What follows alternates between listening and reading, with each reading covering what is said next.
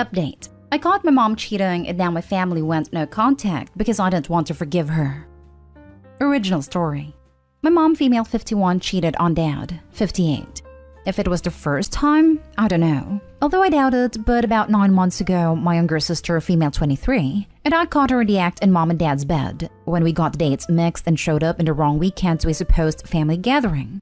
I don't want to go into details since I don't know how much is relevant here, but the way we found them probably added to my anger and forgiving of her. She swore it was a one-time thing, yada yada yada, and dad believed her even though this crushed his spirit. And he's not his bubbly self after that and has lost a lot of weight since. Nobody else believed her, but my other siblings, male 33, male 31, female 31, and female 23, and some of the other family members who found out thought if he forgave her, it was good enough for them. And after a few months, everything was supposed to be as usual.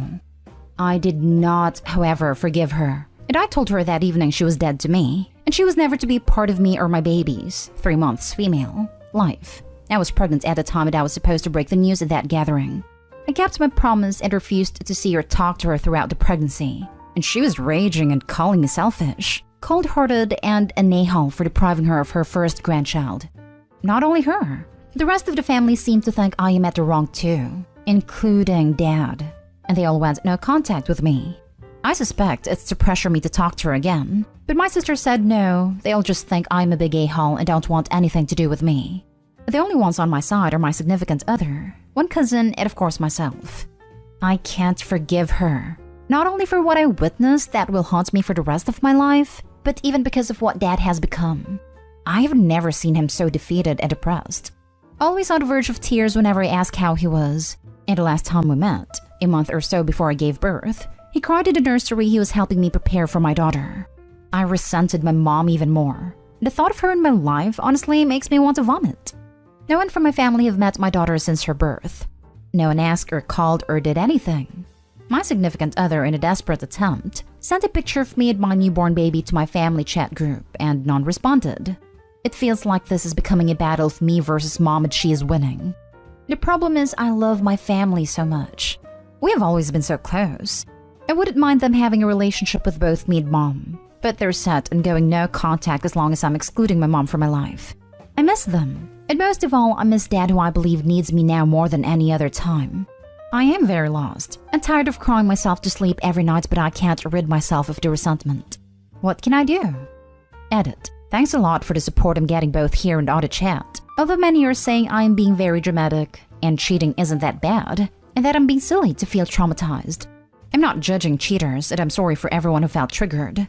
Of course, many can come back from infidelity and stay in their relationship. I'm just telling my experience. I am not, neither here nor privately, going to give the kinky details. It's not about that.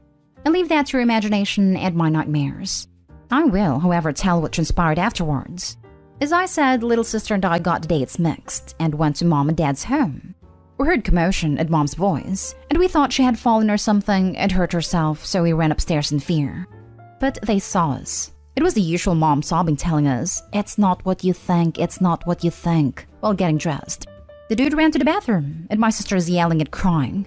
I asked mom, "Is dad in on it? Does he know?" Because I thought they maybe had an arrangement. The dude then goes out in my dad's bathrobe, smirking, and he sat on a bed and started smoking. My sister is hysterical now, and I started yelling, "What's going on? Does daddy know?" I took out my phone to call dad and turned to get out of there. But mom jumped at me and knocked the phone out of my hand and begged me to stop.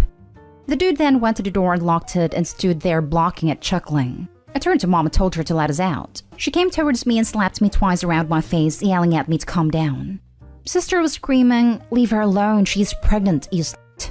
And she had called dad and started sobbing and begging him to come. The dude heard dad is coming, so he took off the robe and started getting into his clothes in front of us. I took my sister and ran out and sat in the car waiting for dad. And that's what happened. Now for the top advice before reading the update. First of all, congratulations. Secondly, focus on your family, dear. You have a new baby. You don't need this BS in your life right now. You love and respect them, but they don't love you or respect you. That's not healthy for you. If they don't want you, don't make effort. Because you did nothing wrong and you're making effort for nothing. I think they can even try to come back in your life when they realize you gave up on them. Thank you. I'm so sorry that your family's punishing you like this, just when you should be having so much joy sharing your baby with them. Get some counseling, even if it's to come to terms with what you saw that day.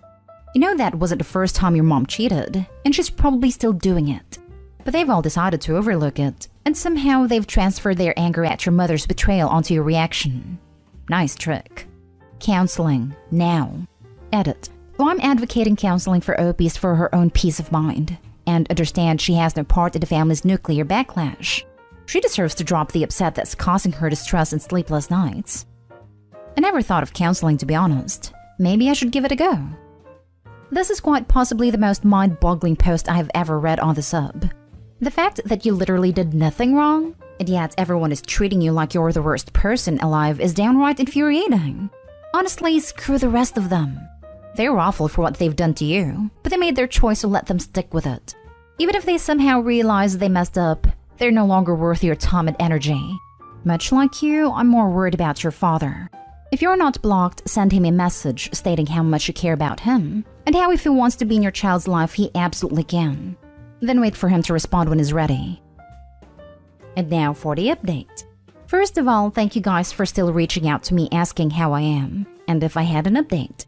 I'm afraid things got a lot worse the last couple of weeks, and I'm very sorry if you were waiting for a happier update. I have tried to make this update as short as possible. If you wonder about anything, I will try to answer as best as I can. I mentioned in my original post that one cousin, female 22, took my side, or should I say, she didn't cut me off.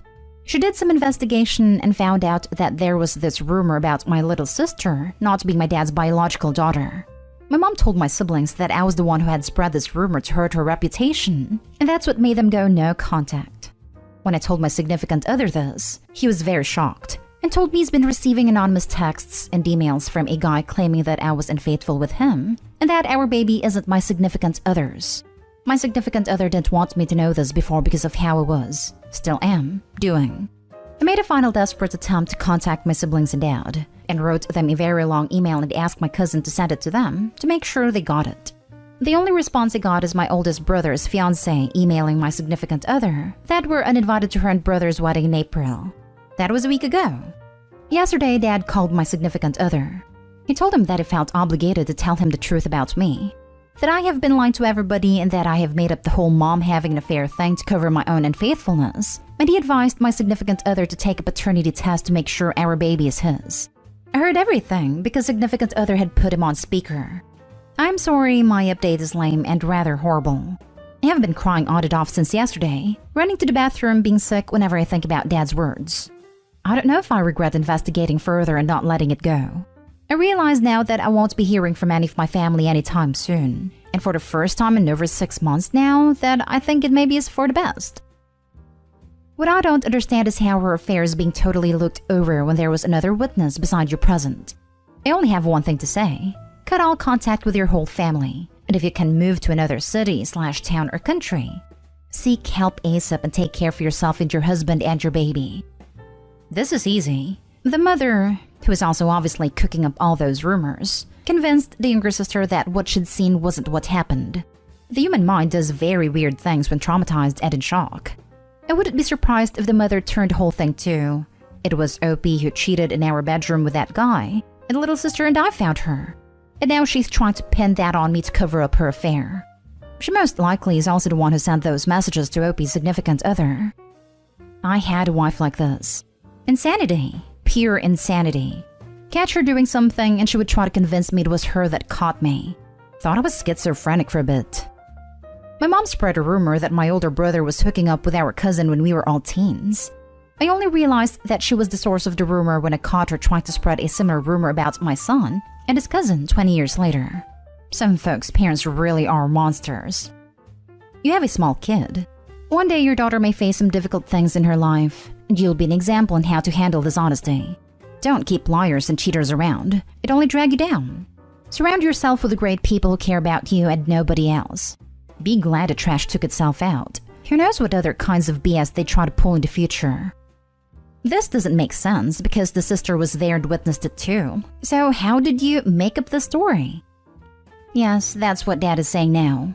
I don't know if he believes it himself, or he's just trying to break my husband and me up by making him doubt me. My husband doesn't want anything to do with my family anymore and advised me not to go investigate anymore and just let them go. Your husband is right. Let them go. Let them live in denial. You told them what happened and how they reacted is on them.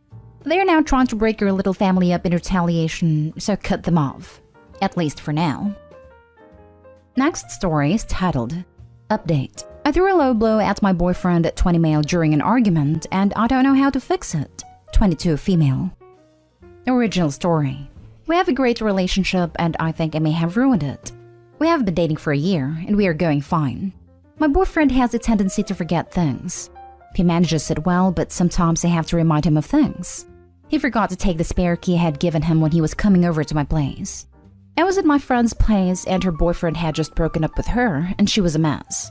I was just helping her calm down and it was pretty emotionally stressful. It was a bad relationship and I had told her that it would be better if she left it. She started to blame me for the breakup and she lashed out on me. It was very hurtful. He texted me while I was already in a bad mood and I told him I would be over in half an hour. It took me about 1.5 hours to get back. I could see he was slightly irritated. I'd asked him to bring over something that he had forgotten at his place. He had forgotten it too, and I just snapped. I said that my friends were right and I was dating a freaking idiot. It was a pretty hurtful thing to say because he was pretty hurt. He was very hurt by it and I apologized immediately, but he was really sad. He is insecure about his intelligence and I just insulted about something he is insecure about. I have tried to apologize for it and he says it is fine, but I can see that he is still hurt by it. I reacted like a child and hurt him. He is so sweet that he brought the things over the next morning even though it is a 2-hour drive to work for him from my place. I want to fix this. I don't know how to fix this. Now for the top advice before reading the update. If my friends called my girlfriend an idiot, I would never talk to them again. And I can't even imagine saying that to her myself. If I was him, I would lose a lot of trust with you and feel insecure and anxious every time you go see your friends. If you can't stick up for this man with your friends and even repeat what they say to him, you should let him find someone who appreciates him even with his flaws that aren't his fault. Right? Memory that sticks in my mind to this day 20 years later is when some random guy called my mom a witch for accidentally bumping into him while we were at Disney World when I was 6, and my dad turned right away and knocked him on his butt. Can't imagine ever doing anything less if someone said something awful about a person I love, let alone a friend doing it. What an awful way to treat your man. Damn, girl. You not only insulted him, you confirmed that you and your friends think and talk about him that way. You'll be lucky if he moves on and lets you make it up to him. But if you don't, at the very least, change your awful behavior and quash that type of talk from your friends, you don't deserve the chance. In one fell swoop, he has learned you and your friends have discussed his intelligence behind his back, and that you think he is an idiot. Honestly, it's really hard to come back from that. He will likely never trust any compliments from you and your friends again. You should have an open and honest discussion about what led you to say it, not simply apologize. He might be willing to move forward if he understands the context and is able to accept it was a slip of the tongue. Maybe, I'm no expert. This is easy to fix, and ironically, it involves a spare key. Step 1, give him back any key you have to his place. Step 2, leave the poor guy alone. You are a toxic mess. He deserves better than you. Oh cow, even in this message, you try to blame him and justify your crappy behavior. You admit to griping about him and your friends. You are a garbage person. Get away and let the guy have a shot at a better life with a better partner. And now for the update. We broke up. I tried to make it work, but it was clear the trust was gone, and he broke up with me. I miss him, but I didn't deserve him. I hurt him really badly. He said he couldn't ever trust me, and he didn't believe it when I said I loved him. The most messed up part of me calling him an idiot is that I didn't believe it for 1 second. I didn't talk bad about him, and every time my friend tried to diss him, I would defend him. I was lying to hurt him, and I feel that is worse than telling the truth. It was a really cruel thing to do. Someone posted a link to a page about verbal mistreatment. At first I thought it was BS because I never seen a relationship where the partners don't yell. I mean, my parents used to throw things at each other, so I thought yelling and cussing them out was healthier than that. I am a mess. I've started therapy and I need to take a lot of time to deal with my harmful tendencies. I'm an okay human 99% of the time, but when I get stressed and really annoyed, I lash out and hurt people I love. I don't want to be that person anymore. I've pulled away from my friend group too. They're just as messed up as I am. It was automatic. My brain just went into overdrive and picked up the meanest, nastiest thing so that I can hurt him. I don't know if I can change that. If I can't change, I wonder what will I do? I don't want to be like mom and dad, but I think I'm just like them. I have a lot of work to do. I just wished that I realized how messed up I am before I hurt the sweetest person in my life. Good job taking accountability for your actions. This is a classic example of how toxic and harmful behaviors are normalized and thus repeated. It's going to take massive work to unpack this and to recalibrate what normal healthy behavior in a relationship is. Keep at it. You can do it. I am scared. I don't know if I can change. I'm going to try really hard, but I don't know what will I do if I can't fix myself. I wish my girlfriend, soon-to-be ex-girlfriend, realized this because she does the same thing. Great when everything is going well, but as soon as she gets stressed, she hurts me with things she says. My ex was like that too. Seems to be common. I just want you to know that the person you are at 22 doesn't have to be the person you will be at 32. You are fully capable of improving your empathy skills, emotional intelligence, and keeping a lid on your temper in therapy. You can learn how to communicate better. You can learn how to identify and express your emotions in a healthy way. And over time, it becomes your new worldview. I know it because I've lived it, right down to the unhealthy temper and poor relationship role models. I wasn't emotionally stable at 22. At 32, my therapist frequently compliments me on my handling of situations and communication skills. You are not your parents, you're you, and you can grow.